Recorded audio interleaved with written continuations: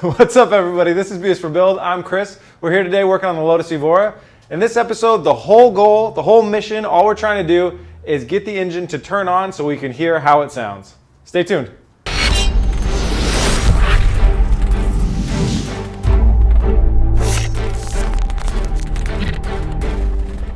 All right, guys, so with this Lotus, it was crashed, the car rolled over, a bunch of stuff got all mangled. Since then, we've cleaned up all the mangled stuff. We're gonna need to repair some of the fluid systems like the power steering fluid and the radiator, just temporarily because we don't want to run those things dry. We want to have fluid pumping through the system, but it's not going to be the final fix. These are just temporary fixes so we can run the engine safely. On other cars, crappier cars, I just run it normally. Like I'd let it run, drive, different systems, let them run dry. It's not normally that big of an issue, but on this engine, I don't want to risk it. So we're going to be starting by working on the front, getting our fluid systems rebuilt, and then we're going to go after the immobiliser in the car. There's an immobiliser computer that matches up your key fob with the immobiliser saying, hey, do you have the keys for this car? Okay, go ahead and start it. And I'll get into way more detail on that later. What we're going to try and do is bypass the immobiliser system. We're going to try and short circuit it. Again, another temporary hack that we're going to try and basically put in place so we can turn the engine over. And we're doing all of this because with any build, if you don't know the quality of the engine or how the engine sounds or anything like that, you can't really make a smart investment decision on where to invest money. So before I keep dumping money into this car, which is a thing that we're going to have to do to continue working on it, I want to hear the engine and I want to hear how the engine sounds so I can make an educated decision on how much money to invest in this car. So that's what we're after today. I'm going to start up front here with the power steering system. I'm going to loop before we had that cooler in there, I'm just going to loop the two ends of the pipe, and then we're going to go to the radiator and fill up the radiator system and get some fluid in here.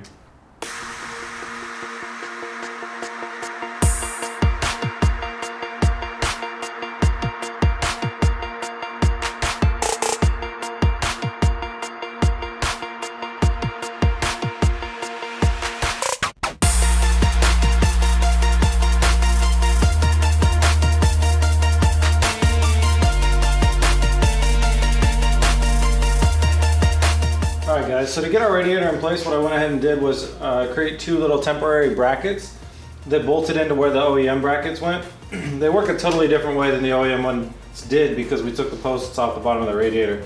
So they just kind of stick out and create a little shelf that we can rest this thing on.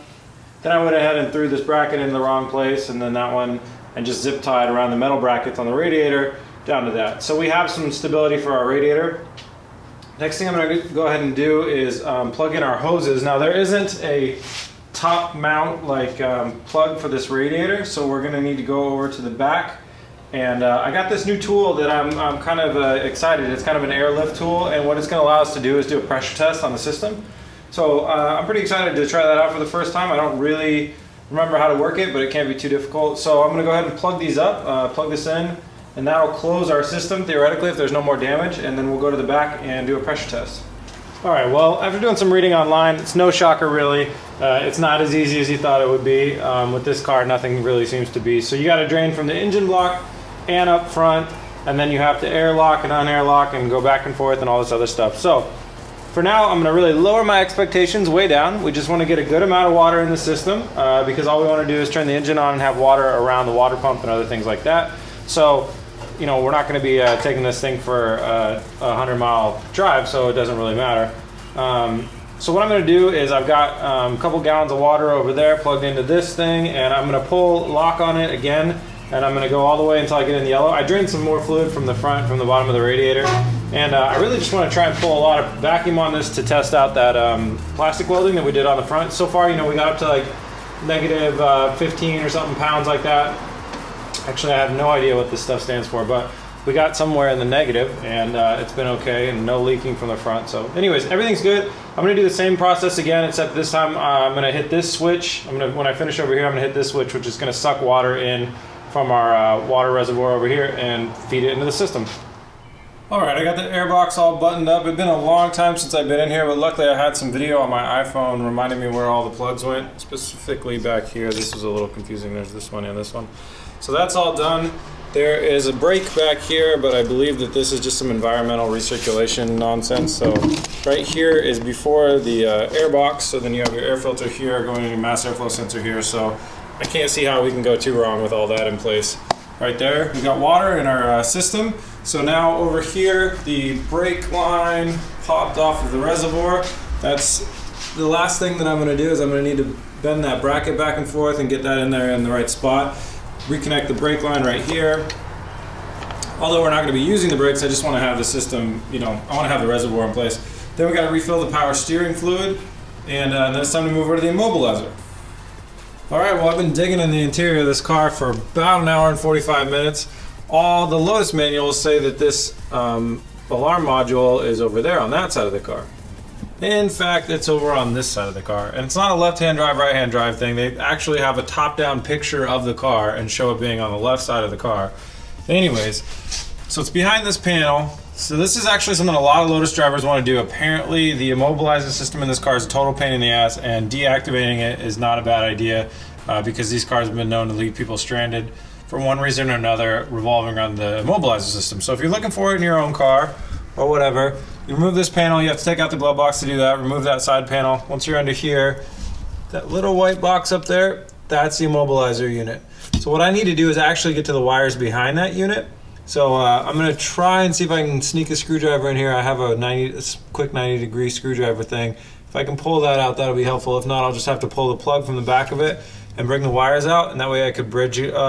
Actually, I'm going to cut a couple wires from the back of the plug and bridge them together. Alright guys, well this is one of those interesting times where I listen to a commenter or somebody sends me a wiring diagram and says, oh, just do this, this, and this. And then when you dig into it, it's nothing like that. And so it's been a bit of a journey. And here's what I figured out. Okay, so early model Evoras use a Cobra immobilizer system. Same with the Elise and the Exige, all going back. So all the documents, everything that you can find online, there's a bunch of really simple hacks of just, bridge these 2 pins, you know, and it'll all be fine. Or you can actually take the immobilizer unit and throw it away, bridge those 2 pins, and you're completely fine. Those don't apply to this car. So this car is newer, it's 2014, and they use this thing called an AutoWatch 457 RLI. So for the AutoWatch 457, I was actually able to dig up the kind of schematics for this unit itself. And it says in the documentation that these sets right here of pins are the circuits that open and close. And there's 2 different circuits that open and close, this one and this one. Luckily, in the wiring diagram that a viewer sent me, it did kind of like single out 2 different circuits that need to be tripped or need to be actually bridged for it to start it. One is the starter, and I want to say the other is the fuel pump. So the only shot that I have on this working in this episode being of any value at all, and a lot of this tearing away my dash being of any value, is that, so what I'm going to do is I'm going to jump in there, and inside there there's only 2 wires, one for each one of these. There's going to be 2 wires for this set of 3 and 2 wires for this set of 3. My hope, my really hope is that one of those is for the starter and one of them is for the fuel pump. So I'm going to go in there, I'm going to create a little bridge circuit, and I'm going to put the pins inside the male connector side of this, and I'm going to bridge those connections. I'll plug this whole plug back into here. I'll plug this little plug back into here. This, I believe, goes to the siren. Not sure what this does. And this goes to a bunch of the different little indications and indicators that talk with the key fob. Anyways, so I'm going to bridge those 2 connections, and then we're going to go ahead and try and start the car.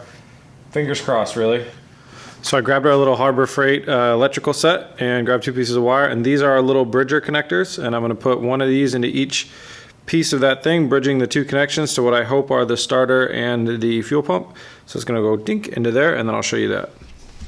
Alright, so right in there you can see that white thing is the other like 17 pins that do different things in the car, and then those blue things that you can see, those are the ones that I've bridged, and that connector will just stay out of the box for the immobilizer alarm system.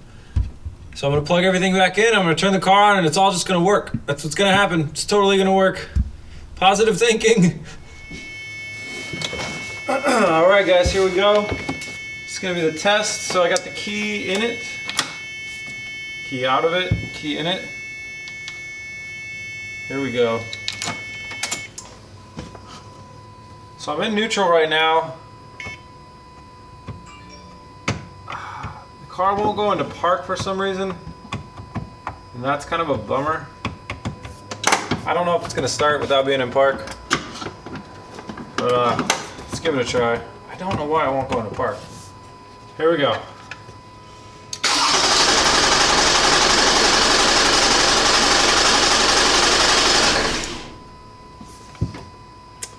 Doesn't sound great. There's a lot of rumbling. But we do have starter. So I think that means that the immobilizer is being bypassed. We might not have fuel. We do have a check engine light. Let me give that another try real quick.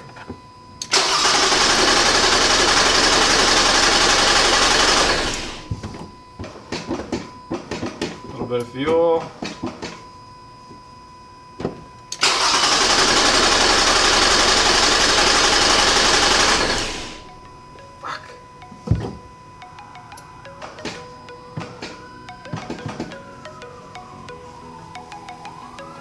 Making some funny sounds when I hit the fuel.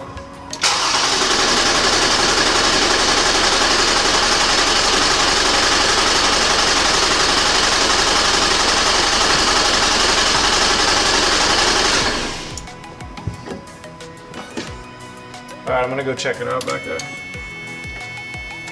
Going to park! No park love.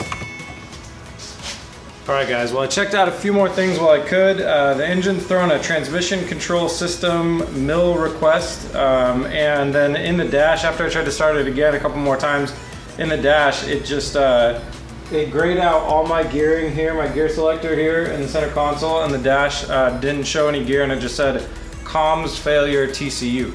So that's not good. I went and looked where the transmission control like ECU type thing is. It's like a $1,300 part. It's right there. It looks fine. It's all plugged in. I mean, it visually looks fine, but I have no idea what could have happened in that area. So I think we did do all the disabling of the immobilizer correctly. I think that whine that we were hearing, I think that was the fuel pump, and we definitely had the starter working. So I think that part was a success. We just kind of moved on to the next problem, which is this transmission control unit. The only thing that's a really big bummer is the transmission control was working before. Back when it was outside, we were able to turn the key and then I put it into neutral, and that's how it's in neutral now. And I've went back and forth between neutral and park several times. So that's kind of a bummer now that, like, even today, I actually, right before we went for the start video, I accidentally put it into park and I put it back into neutral. So I don't know what would have happened there. I don't know what would have gone bad in the last hour and a half. I mean, I could have blown a fuse. I don't know. And I grabbed the lever where you can shift the gears and where the automatic lever is, and I tried to manually move it into park with my hand, and that did not work at all. So anyways, that's where I gotta leave this episode. Sorry, I tried my best, but you know, sometimes these things are a work in progress. So I'll get on the computer, I'll do a lot of Googling. Hopefully if you guys have any information that could help, shoot it my way. Thank you guys very much for watching. You can find us at facebook.com/BSforBuild, and we are BSforBuild on Instagram. You can also find us at bsforbuild.com, where we have our shop. Scroll down to the bottom, you can find the shop. You can find t-shirts, hats, key tags, all sorts of great stuff. And all that great stuff, the proceeds go directly towards supporting these builds, which Lord knows we need some support right about now. Thanks guys very much for tuning in. Sorry I couldn't get it to start this time. Next time we will succeed. I'll figure this out, I promise. Thanks very much. Have a great day. Peace.